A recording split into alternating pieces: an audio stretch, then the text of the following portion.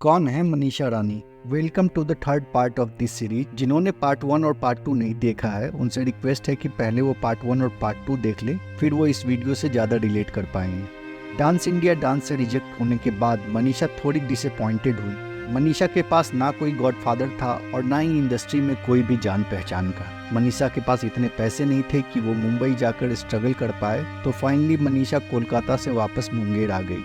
Dance India dance जी TV पर आया था, इसकी वजह से वो अपने लोकेलिटी में फेमस हो गई थी।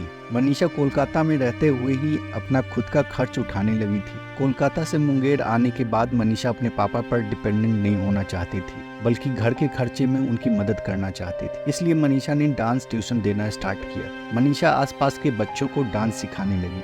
फिर इंडिया में टिकटॉक का क्रेज आया।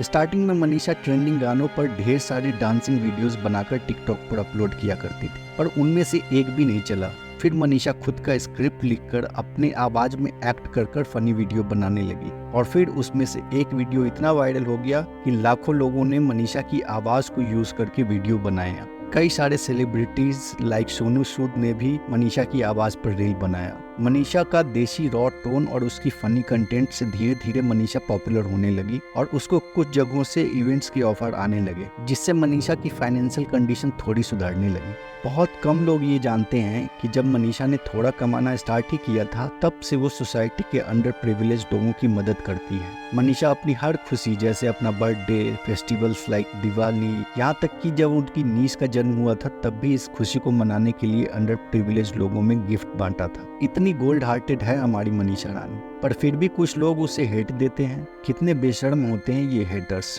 टिकटॉक से पॉपुलैरिटी के बाद मनीषा को एन टीवी पर आने वाले शो गुड़िया हमारी सभी पे भारी के मेकर्स ने कांटेक्ट किया। मनीषा ने अपने पापा के साथ मुंबई जाकर स्क्रीन टेस्ट दिया और वो सिलेक्ट हो गई। इस शो का 2 एपिसोड आया जिसमें मनीषा रानी थी, पर तभी कोविड आया और लॉकडाउन लग गया। लॉकडाउन की वजह से ये सीरियल बंद हो गया और उसके बाद टिकटॉक पर भी इंडिया में बैन लग गया। इनिशियली मनीषा को कोई बताने वाला भी नहीं था। मनीषा के पास इतने पैसे भी नहीं होते थे कि कोई वो अच्छा फोन या ट्राईपॉड या रिंग लाइट यूज करके वीडियो बनाए। वो अपने घर के छत पर एक टीन के डब्बे पर अपना एक बेसिक फोन से वीडियो बनाकर अपलोड करती थी। टिकटॉक बंद होने के बाद मनीषा ने इंस्टाग्राम और यूट्यूब पर फोकस किया। मनीषा के यूट्यूब पर कुछ वीडियोस को मिलियंस ऑफ व्यूज भी आ चुके थे, पर मनीषा को ये कोई बताने वाला नहीं था कि इस चैनल को मोनेटाइज भी किया जाता है। फिर काफी दिनों बाद मनीषा का चैनल मोनेटाइज हुआ। फिर जब कुछ इवेंट्स और ब्रांड कोलैबोरेशन से मनीषा ने कुछ पैसे जोड़ लिए, तो वो वापस मुंबई स्ट्रगल करने गई। अब मनीषा के स्ट्रगल के टाइम खत्म होने वाले थे और सक्सेस स्टोरी स्टार्ट होने वाली थी। मनीषा के सक्सेस की कहानी स्टार्ट होती है जब 2022 में मनीषा कपिल शर्मा के शो पर ऑडियंस की तरफ गई। वहां पर एक छोटे से सेगमेंट में उन्होंने पूरा शो अपने नाम कर लिया, जहां कपिल शर्मा के साथ साथ कार्तिक आर्यन, कियारा आडवाणी, अर्चना पूरन सिंह, यहाँ तक कि कार्तिक आर्यन की माँ तक मनीषा से बहुत ज्यादा इम्प्रेस हुए। कपिल शर्मा शो के बाद लोग मनीषा को सोशल मीडिया पर ढूंढ कर फॉलो करने लगे। नवंबर 2022 में टी सीरीज हरियाणवी से मनीषा को उसका पहला म्यूजिक वीडियो ऑफर हुआ। इस गाने का नाम था साथ, जिसे बी पारस ने गाया था, और ये 11 नवंबर 2022 को रिलीज हुआ। इस गाने पर अब तक 5 मिलियन व्यूज आ चुके हैं। फिर नवंबर में ही 27 नवंबर 2022 को मनीषा को अपना फर्स्ट अवार्ड मिला। ये अवार्ड था S influencers and business award 2022। फिर अगले महीने 3 दिसंबर 2022 को मनीषा को अपना दूसरा अवार्ड मिला, जो अवार्ड उन्होंने रेडियो अड्डा एक्सीलेंस अवार्ड 2020 में जीता। ये award best influencer and entertainer category का था। दिसंबर 2022 के बाद जनवरी 2023 में मनीषा का दूसरा म्यूजिक वीडियो आया, जिसे अक्षरा सिंह ने गाया था। ये Bhojpuri Hindi mix song Saregamapa Bhojpuri channel पे रिलीज हुआ और इससे अब तक 6 मिलियन व्यूज आ चुके हैं। जनवरी फरवरी में ही फेमस डायरेक्टर अनुराग कश्यप ने मनीषा रानी के साथ उनकी प्रोड्यूस की हुई फिल्म ऑलमोस्ट प्यार विद डीजे मोहब्बत को प्रमोट करने के लिए कोलैबोरेट किया, जहां मनीषा ने अनुराग कश्यप के साथ एक रील बनाया। उसके बाद जून में मनीषा बिग बॉस गई।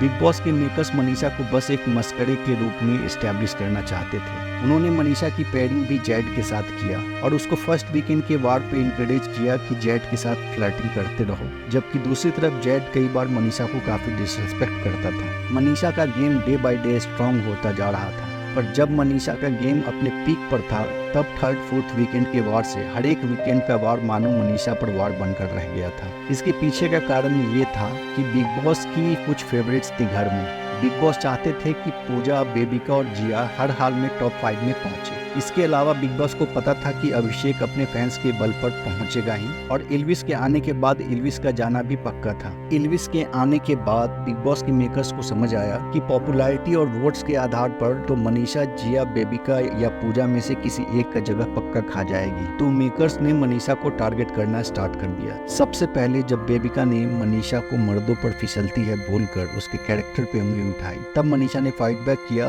तो उस फाइट को कृष्णा ने फेक कहा। जबकि कोई भी लड़की ऐसी बात पर रिएक्ट करती ही, और किसी एंगल से मनीषा का रिएक्शन फेक नहीं था। फिर सेम वीकेंड के वार्ड पे ये बोला गया कि मनीषा पहले की तरह इंटरटेनिंग नहीं है, जबकि पूरा का पूरा लाइफ फीट मनीषा अपने शोल्डर पे कैरी करती थी। इनडायरेक्टली मेकर्स ये चाहते थे कि मनीषा बस जेड के साथ फ्लर्टिंग करते रहे और गेम से बाहर हो जाए। पर जब मनीषा की पॉपुलैरिटी घटने की वजह बढ़ते ही जा रही थी, तब मेकर्स ने एक नया नॉमिनेशन प्लान किया। पूजा भट्ट को घर से बाहर बुलाया गया, और जब पूजा वापस आई तब उनको अनलिमिटेड पावर देकर नॉमिनेशंस मैनिपुलेट किया गया। जबकि मनीषा जब कैप्टन थी तो मनीषा को एक भी स्पेशल पावर नहीं दिया गया था। फिर उस एप्पल नॉमिनेशन टास्क में मेकर्स ने सिर्फ मनीषा और आशिका को नॉमिनेट किया, जबकि मेकर्स चाहते तो 4 नॉमिनेशंस भी कर सकते थे, क्योंकि अविनाश और जिया के पास भी 2-2 एप्पल्स थे। पर मेकर्स चाहते थे कि हर हाल में मनीषा आउट हो जाए। ऐसा इसलिए क्योंकि उससे पहले वाले वीक में बॉटम 3 में अविनाश, जैद और फलक थे, और आशिका को इन तीनों से ज्यादा और यहाँ तक कि जिया से भी ज्यादा वोट मिले थे। तो मेकर्स को ये लगा कि अगर आशिका और मनीषा को सिर्फ नॉमिनेशन में डालेंगे तो आशिका को उसके खुद के फैंस, और मनीषा को निकालने के लिए आशिका के साथ साथ जिया,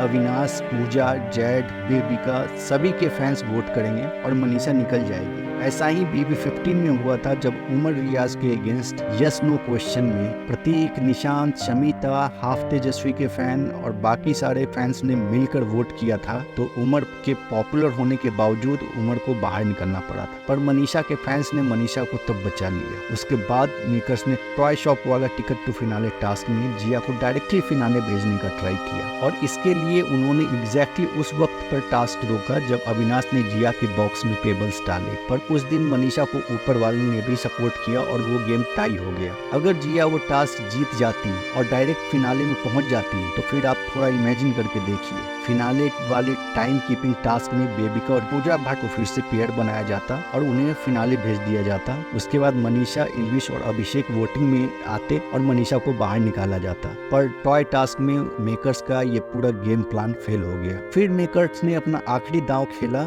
जब अभिषेक और पूजा के बीच में टिकट टू फिनाले टास्क हुआ। तब मेकर्स ने देखा कि पूजा के साइड 2 लड़के हैं, अविनाश और जैद, और अभिषेक के साइड सिर्फ एक लड़का है, इल्विश, जिसके भी बैक में प्रॉब्लम है, और मनीषा खुद ही बच्ची सी है। जिया तो बस नाम का अभिषेक का सपोर्ट करेगी क्रेडिट लेने के लिए। तो मेकर्स ने जानबूझकर फिजिकल टास्क लाया, पर इल्विश, मनीषा और अभिषेक ने उस फिजिकल टास्क को भी वन साइडेड बना दिया और मेकर्स का प्लान फेल हो गया। अगर पूजा वो टास्क जीत जाती तो मेकर्स बेबिका और जिया को पेयर बनाकर टाइम कीपिंग टास्क में फिनाले भेज देते और फिर से अभिषेक, इल्विश और मनीषा को नॉमिनेट करके मनीषा को निकाल देते। पर ये प्लान भी मेकर्स का फेल हो गया। फाइनली मेकर्स के प्लान की धज्जियां उड़ाकर मनीषा टॉप 3 में पहुंची, और बाहर आने के बाद सबसे ज्यादा प्यार और काम भी मनीषा को मिल रहा है। जहां कई कंटेस्टेंट्स बाहर आकर एक दूसरे पर कीचड़ उछालने में लगे थे, वही मनीषा सबके बारे में सिर्फ अच्छा और पॉजिटिव बोल रही थी और सबको डिफेंड करते हुए बोल रही थी कि किसी को भी हेट नहीं मिलना चाहिए। फिर भी कुछ लो लाइफ ट्रोल्स मनीषा को हेट देते हैं। उम्मीद है आपने मनीषा की जर्नी सीरीज के तीनों वीडियो देखा होगा,